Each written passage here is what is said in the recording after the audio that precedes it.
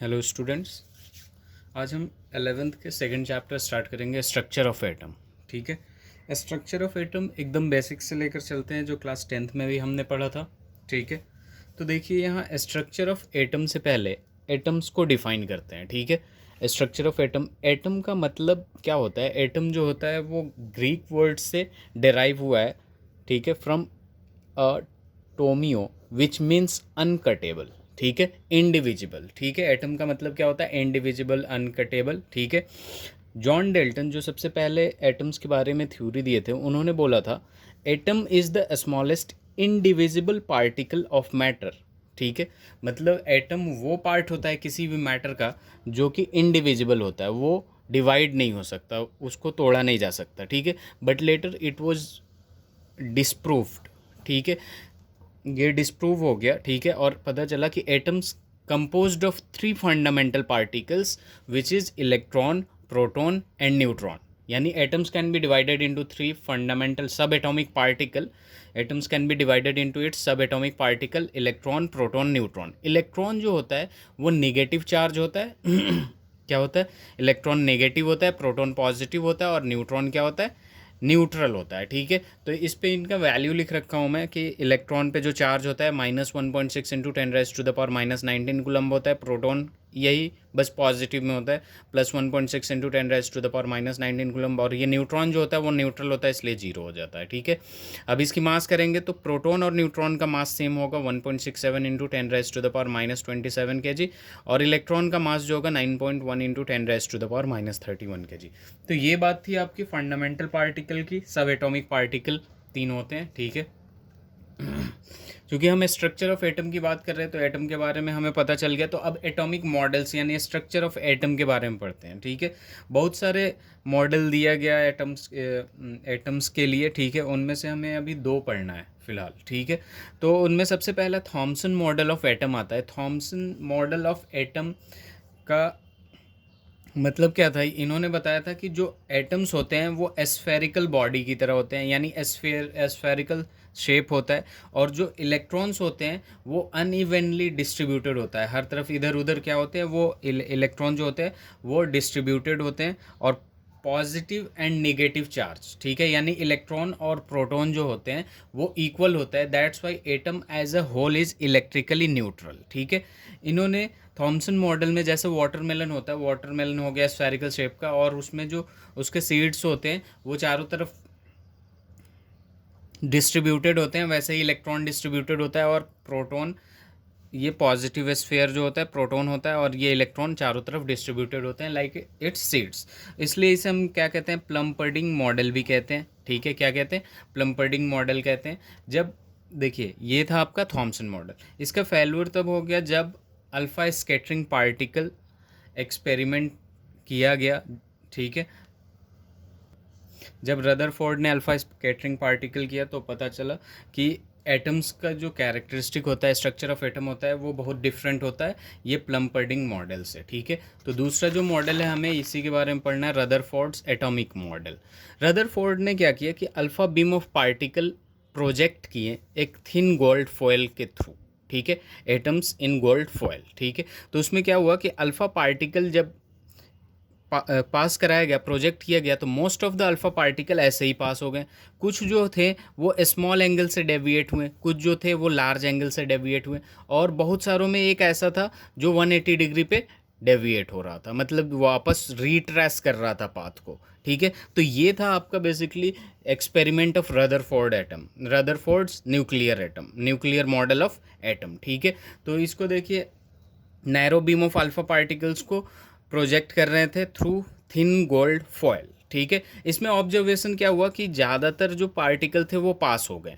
ठीक है, बहुत कम थे जो स्मॉल एंगल पे डेविएट हो रहे थे, और फिर एक लार्ज एंगल पे डेविएट हो रहा था, और फिर एक अपना पाथ रिट्रेस कर रहा था बहुत सारे प्रोजेक्शन में। ठीक है, तो यहाँ लिख रखा हूँ मैं, ए जो है वो अनडिफ्लेक्टेड पार्टिकल्स यानी सीधे सीधे चला जाता है। ठीक है, बी जो है वो स्मॉल डिफ्लेक्शन, और सी जो है वो लार्ज डिफ्लेक्शन, और डी जो है बैक स्कैटरिंग यानी रिट्रेस कर रहा है पाथ। ठीक है, तो Rutherford allowed a narrow beam of alpha particles to fall on a very thin gold foil. Observation क्या था कि most of alpha particle pass through the foil without any deflection, आपको दिख रहा है, ठीक है। फिर few alpha particles deflected by small angles, B जो है स्मॉल एंगल से डिफ्लेक्ट हुआ है, और very few alpha particles rebounded, ठीक है, रीबाउंडेड यानी रिट्रेस कर लिया पाथ, जाके लड़ा और फिर उसी पाथ को पे वापस आए कंप्लीटली ऑलमोस्ट एट 180 डिग्री, ठीक है। ये था आपका ऑब्जर्वेशन। इसके बाद इसका कंक्लूजन देखिए, ठीक है। तो देखिए कंक्लूजन में क्या आता है,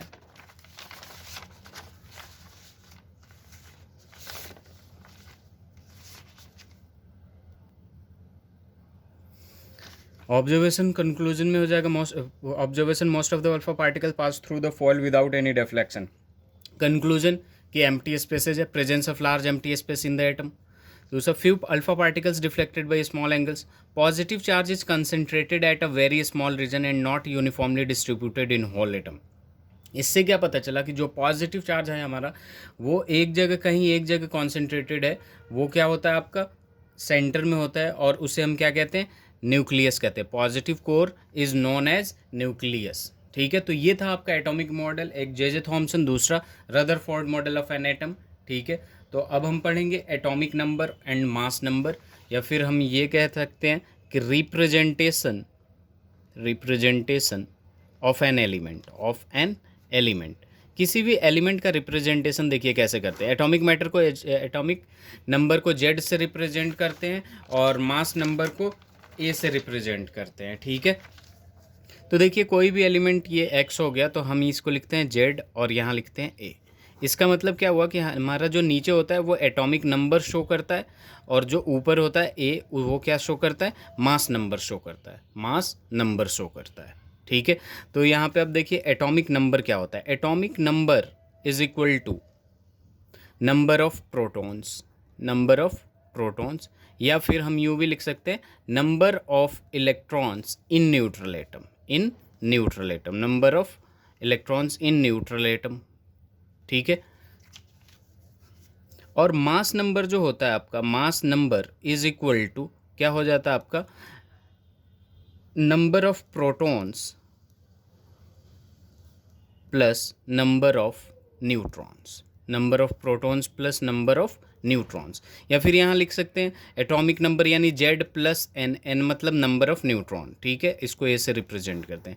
अलग अलग तरीक़ों से लिख सकते हैं हम, नंबर ऑफ इलेक्ट्रॉन भी लिख सकते हैं न्यूट्रल एटम, और एन नंबर ऑफ न्यूट्रॉन्स भी लिख सकते हैं, ठीक है। तो इस बात को ध्यान में रखिएगा, इस पर क्वेश्चन करेंगे अभी। तो ये होता है आपका मास नंबर और ये होता है आपका एटॉमिक नंबर, ठीक है। अब एक क्वेश्चन करते हैं, calculate the number of electrons, protons and neutrons in phosphorus atoms और फॉस्फेटाइन। सबसे पहले फॉस्फोरस एटम की बात करें, फॉस्फोरस एटम्स, ठीक है। तो फॉस्फोरस एटम की जब बात करते हैं तो इसमें नंबर ऑफ इलेक्ट्रॉन कितना आएगा ये देख लेते हैं। Number of electron is equal to number of proton भी होगा, ठीक है। ये जो फॉस्फोरस होता है, फॉस्फोरस का एटॉमिक नंबर जो होता है वो क्या होता है, 15 होता है, और जो मास नंबर होता है फॉस्फोरस का मास नंबर होता है वो कितना होता है, 31 होता है, ठीक है। तो number of electron is equal to number of proton which is equal to कितना हो जाएगा, 15 हो जाएगा, और नंबर ऑफ न्यूट्रॉन निकालना हमें, ठीक है। तो ए इज इक्वल टू क्या होता है, जेड प्लस एन होता है। ए कितना है आपका, 31 है, ठीक है। और यहाँ पे जेड कितना है आपका, ये क्वेश्चन में गिवन दे रखा है।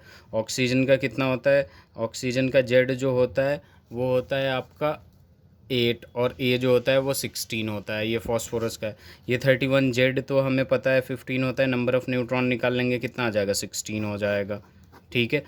तो इलेक्ट्रॉन प्रोटॉन निकल गया। दूसरा है फॉस्फेट आयन यानी PO4 3-, ठीक है, इसलिए ऑक्सीजन का दे रखा है। देखिए नंबर ऑफ़ इलेक्ट्रॉन निकालेंगे सबसे पहले, नंबर ऑफ़ इलेक्ट्रॉन, तो यहाँ पे फॉस्फोरस का प्रोटॉन और इलेक्ट्रॉन बराबर है तो 15 हो जाएगा। ऑक्सीजन का जितना एटॉमिक नंबर, देखिए जितना एटॉमिक नंबर उतना इलेक्ट्रॉन, ठीक है।